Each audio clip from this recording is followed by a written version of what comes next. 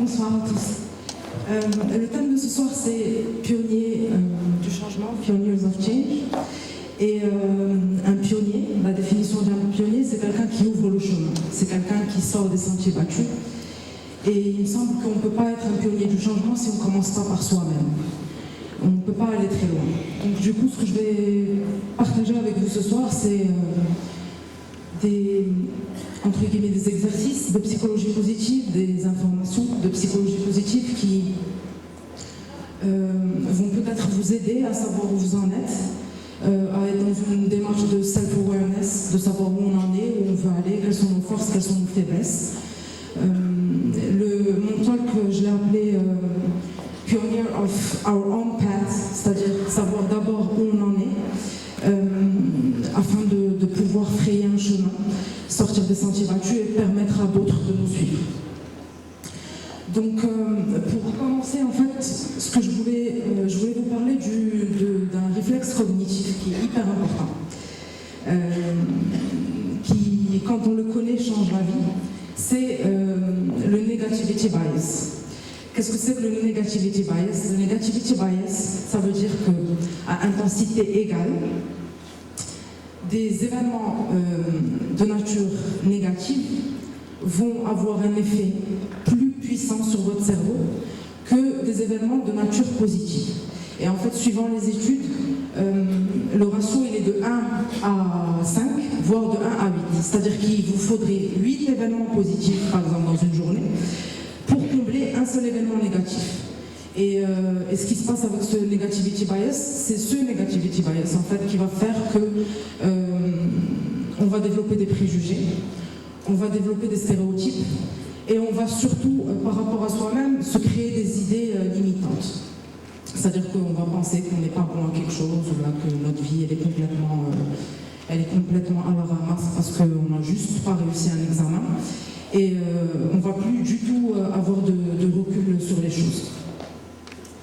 Et en fait, là, ce que je vais partager avec vous, c'est surtout des exercices et des astuces qui vont vous permettre de contourner ce negativity bias pour pouvoir être un pionnier de vous-même et être un pionnier du changement. Donc, le premier point que je voulais discuter avec vous, c'est l'histoire d'accepter ses émotions négatives. Il n'y a pas très longtemps, j'étais au supermarché avec ma fille et en fait, je devais faire une tête bizarre parce qu'en fait, derrière moi, j'ai entendu quelqu'un en train de dire « Hey, psychologie positive !» Et en fait, c'était quelqu'un que je ne connaissais pas, qui m'a reconnue et en fait, on s'est salué et elle m'a expliqué, elle m'a dit « Oui, pour moi, la première fois que j'allais vous voir, vous allez être en train de sautiller, d'être hyper heureuse parce que la psychologie positive veut dire qu'on est toujours heureux et que c'est le but ultime de la vie. » Et en fait, on a discuté rapidement pendant 5 minutes et on a parlé justement de cette idée d'accepter ses émotions négatives. Le fait est qu'on a, vous le savez, tout un éventail d'émotions. Et le truc, c'est qu'aujourd'hui, et je le sais parce que vous êtes étudiant, vous êtes jeune, on vit dans une espèce de dictature du bonheur, c'est-à-dire qu'on doit être in shape, on doit bien manger, on doit courir, on doit avoir du matcha, on doit méditer, on doit machin, on doit avoir des bonnes notes, on doit hustle, on doit savoir où on va. Et du coup, dès qu'on expérimente un peu d'émotions négatives, qu'on se sent pas très bien, qu'on a une mauvaise journée ou des choses comme ça, on a tendance à bloquer tout ça. C'est-à-dire qu'on n'a pas envie d'en entendre parler. Et en fait, si on ne se permet pas d'accepter ces émotions-là, de les accueillir, de les laisser visiter, et surtout, le truc le plus important par rapport à tout ça, c'est de les questionner et de savoir ce qu'elles ont à nous apporter, on ne va pas très loin. Parce que finalement, c'est ces émotions négatives-là qui nous permettent vraiment de savoir qui on est. C'est ces émotions négatives-là qui nous apportent, quand on les laisse visiter, qu'on les approche, qu'on les questionne, c'est elles qui nous permettent d'avoir a real self-awareness that is strong enough to be a pioneer of change.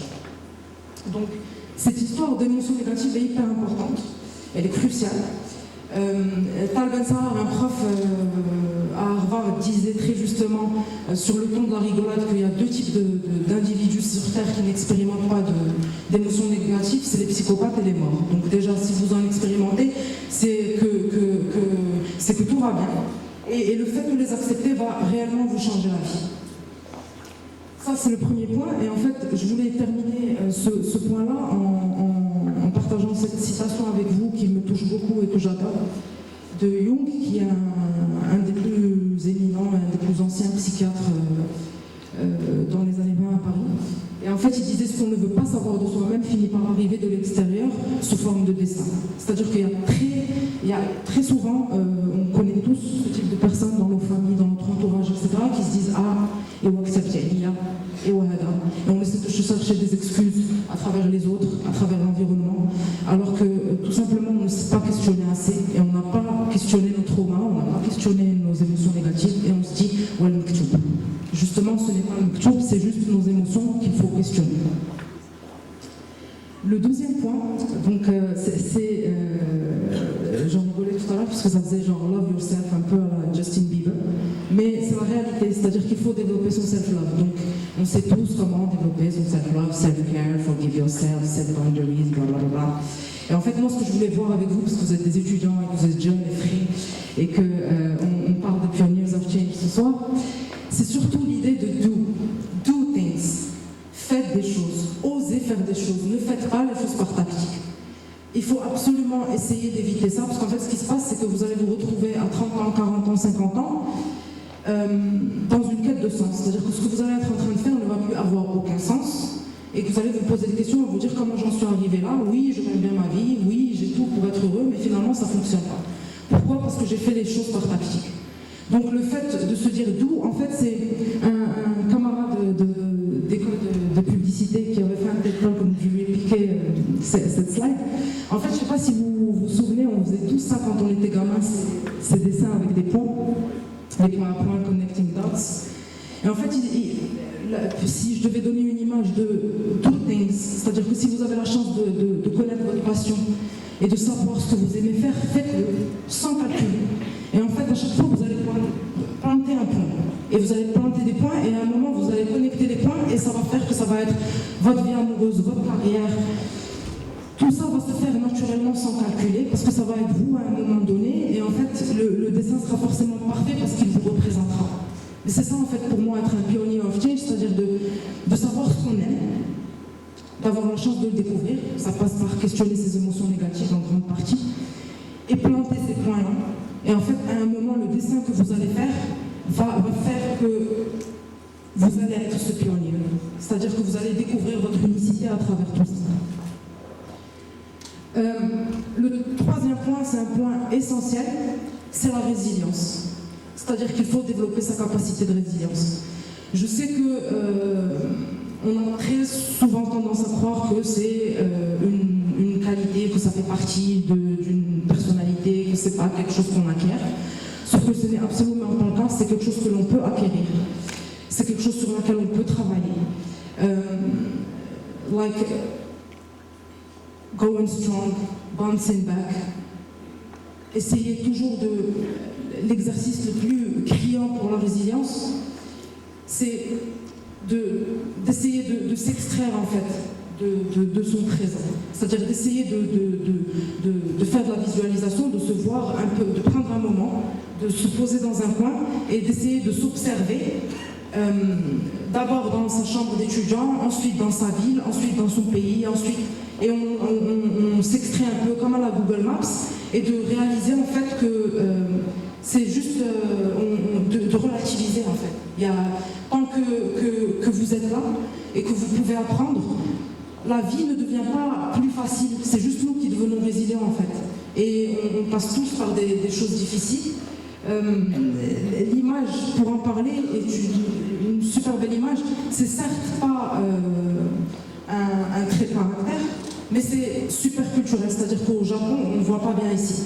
Mais au Japon, par exemple, pour les bols qui sont cassés, ils ont une activité qu'ils appellent le kintsugi, et en fait, les bols qui sont cassés, au lieu de les jeter, les bols en porcelaine, ils les rafistolent avec de l'or.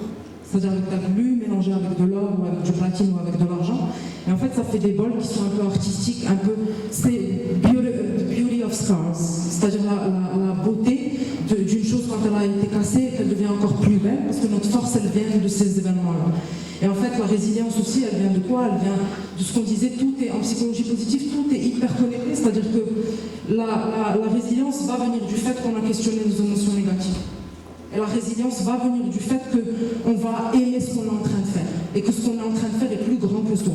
C'est-à-dire que ce n'est pas juste moi qui suis concerné et que si jamais je n'y arrive pas, c'est moi qui suis dans une situation catastrophique. C'est-à-dire que je fais quelque chose qui est beau, quelque chose qui me passionne et que donc si je n'y arrive pas à première vue et que le one shot ne fonctionne pas, je vais réessayer parce que c'est plus it's bigger than me. Et par rapport à ça, en fait, un des exercices qu'on peut faire pour cette histoire de résilience aussi, c'est de développer sa gratitude. Donc la gratitude, c'est quoi? Je pense que vous le savez tous. La gratitude, c'est d'aimer ce qu'on a. C'est-à-dire de ne pas être focus en permanence sur ce qu'on pourrait avoir, sur ce qu'on aimerait avoir, mais de se poser à un moment et de se concentrer sur ce qu'on a aujourd'hui et de se dire « Ah, mais ça, c'est vachement cool ». Et en fait, exercice pratique par rapport à ça, c'est d'avoir un carnet de gratitude, de le tenir pendant 3 semaines, 4 semaines. C'est le temps que prend votre cerveau pour acquérir une habitude. Donc 3 semaines suffisent. Et en fait, avant de dormir tous les soirs, vous prenez votre carnet et vous notez tous les événements hyper cool qui se sont passés pendant la journée. Donc ça peut être juste la pizza que vous avez mangée, ou un pote qui est passé vous voir, ça n'a pas besoin d'être un truc extraordinaire. Et en fait, ce qui se passe, c'est qu'au moment où vous êtes en train d'écrire, votre cerveau l'enregistre, et toutes les fois d'après où vous allez expérimenter cette chose-là, votre cerveau, il va l'expérimenter avec plus d'intensité. Et au bout de 3 semaines, vous n'en avez plus besoin. C'est-à-dire qu'au bout de 3 semaines, quand vous allez expérimenter des choses cool au quotidien, ça va connecter hyper rapidement et vous allez pouvoir vous nourrir de gratitude quasi instinctivement. Ça, c'est pour la gratitude. Et je voulais partager cette image avec vous. Je ne sais pas si vous voyez bien, c'est des abeilles et des fleurs. C'est juste une image prise de la nature, c'est-à-dire de se dire que a flower doesn't dream of the bee. It blossoms and the bee comes. C'est-à-dire qu'elle est là, elle fait son job, elle est tranquille, elle n'attend personne, et le reward, c'est que the bee comes, mais elle n'était pas là en train de l'attendre. Donc la gratitude, c'est un peu ça, c'est-à-dire de prendre sa vie au jour le jour, de profiter, et quand les choses s'améliorent et qu'elles ne font que embellir, on ne s'y attendait pas forcément, donc le reward, il est encore plus grand. Et ce qui est hyper important aussi, c'est surtout de se mettre dans une démarche de not setting goals, mais juste like reaching for progress. C'est-à-dire d'être vraiment dans une démarche de on veut progresser. Quand on se met dans une démarche où on a des objectifs et qu'on met notre bonheur à chaque fois derrière les objectifs, on n'y arrive jamais, parce que c'est un peu comme le truc de la carotte. C'est-à-dire que vous travaillez dans le monde bancaire, c'est quand vous atteignez des objectifs, on vous les augmente, c'est-à-dire oui, tu es très bon, c'est super, là, pour le prochain mois, le prochain trimestre, les objectifs vont augmenter. Donc du coup, quand vous vous dites, c'est en ayant cette maison-là, en me mariant, en ayant Hada, que je vais être heureux, ça ne se passe jamais comme ça, parce que vous n'entraînez pas votre cerveau à profiter du moment présent. Et donc le moment présent, il est perdu. Et il ne revient jamais. Et donc du coup, c'est vraiment une question de... Et je vous le dis, parce que je l'ai expérimenté quand j'avais votre âge, c'est-à-dire que je me disais, oui, quand je vais avoir un job, quand je vais avoir un Hada, quand je vais avoir un Hada, et c'était toujours comme ça, avant de réaliser qu'en fait, j'étais juste en train de perdre les plus belles années de ma vie, à espérer qu'elles passent. Et ce qui est hyper triste. Donc du coup, là, lundi, je pense, j'étais avec des étudiants, on était en train de discuter, et il y a une jeune femme à la fin qui est venue me parler, elle me disait, oui, j'ai envie de bosser dans la mode, je ne sais pas quelle école faire, blablabla, blablabla. Et en fait, à la fin, on discutait, et c'était exactement ça, c'est-à-dire qu'aujourd'hui, tu es à Casablanca, qu'est-ce que tu fais sans te poser d'objectif? Qu'est-ce que tu fais aujourd'hui pour pouvoir y arriver? Elle ne savait pas me répondre. Et en fait, ce que je lui ai proposé, c'est d'aller voir, il y a des jeunes créateurs qui font des choses super cool, d'aller voir, d'essayer de travailler avec eux gratuitement, de voir comment ça se passe, d'avoir des feedbacks, etc. Et c'est que comme ça qu'on arrive à rentrer dans le jeu, et à s'améliorer, à trouver ce pourquoi on est fait. Et peut-être qu'en essayant, on se rend compte que c'est pas du tout ce qu'on voulait faire, parce qu'il y a un grand gap entre le fantasme qu'on se fait de quelque chose et quand on y est vraiment, de voir comment ça fonctionne. Et donc du coup, il faut se jeter, il faut faire les choses. et se baigner de gratitude par rapport à ça. Ce qui va avec la gratitude le plus souvent, c'est la méditation. Donc ça, je pense que vous en avez beaucoup entendu parler parce que c'est très à la mode en ce moment. Et ce qui est drôle, c'est que la plupart des gens qui me connaissent, ils me disent « Non, mais toi, tu médites pas ».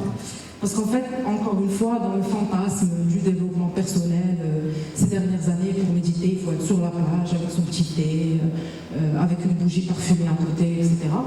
Et en fait, c'est pas du tout ça. Juste méditer, ça veut dire que par jour, en fait, on a entre 12 000 et 60 000 idées qui nous passent par la tête. Donc ça, c'est pas moi qui le dis, c'est la Fondation nationale des sciences aux États-Unis. On a entre 12 000 et 60 000 idées par jour. Et dans ces idées-là, en fait, 90% d'entre elles sont négatives. Ça vous rappelle un peu le negativity bias dont on a parlé au début. Et donc, du coup, ce qui se passe, c'est que le lendemain, c'est-à-dire aujourd'hui, j'ai, on va dire, 50 000 idées qui me passent par la tête. L'extrême majorité d'entre elles sont négatives. Et en fait, j'ai quasiment tous les jours les mêmes idées. C'est-à-dire que 95% de mes idées d'aujourd'hui vont être les mêmes que celles de demain. Et donc, du coup, si je ne médite pas pour prendre le temps de... C'est une pratique mentale, en fait, pour juste prendre le temps de se calmer et de faire le vide autour de soi.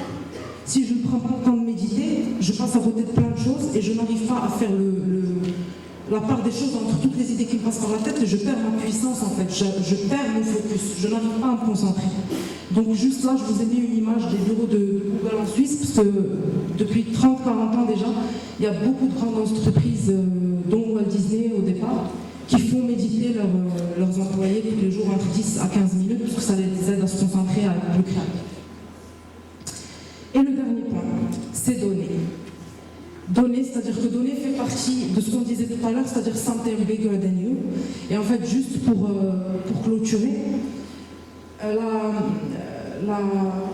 Harvard, en fait, ils ont fait une étude où ils ont pris des gens, ils ont vu leurs revenus, donc ils ont pris des gens qui avaient des revenus divers, des gens pauvres, des gens riches. Ils ont vu comment ils dépensaient cet argent-là, et en fait, ils se sont rendus compte que les gens qui dépensaient cet argent, ceux qui prenaient la part le plus importante pour la dépenser pour les autres, étaient plus heureux. Et ils en rigolent parce qu'ils disent oui, everyone thinks that we can't buy happiness, but we can by giving money to others. Nous procure du bonheur beaucoup plus que de dépenser pour nous-mêmes, en fait, surtout d'un point de vue argent. Et je voulais juste conclure ce talk en vous parlant du fait qu'on parle souvent il faut se trouver, il faut trouver ce pourquoi on est fait. J'ai horreur de ça, en fait. Il faut juste retourner à soi-même. C'est-à-dire que toutes les informations dont vous avez besoin, ce pourquoi vous êtes fait, ce pourquoi vous n'êtes pas fait, toutes ces informations-là sont à l'intérieur de vous-même, elles sont juste cachées derrière des couches de conventions, de negativity bias, de famille, de conventions sociales, etc. Et il faut juste retourner à vous-même, être honnête avec vous-même, essayer d'un peu méditer, de pratiquer la gratitude, etc., de retourner à cette source-là, et une fois que vous l'avez trouvée, de la partager avec un maximum de personnes possibles. Et je voulais finir sur cette citation de Marianne Williamson qui disait « We are not held back by the love we didn't receive in the past, but by the love we aren't extending in the present. » Et j'espère que vous allez aller à la rencontre avec vous-même et que vous allez trouver votre source et extending it to the maximum. C'est tout le malheur que je vous souhaite. Bonne soirée.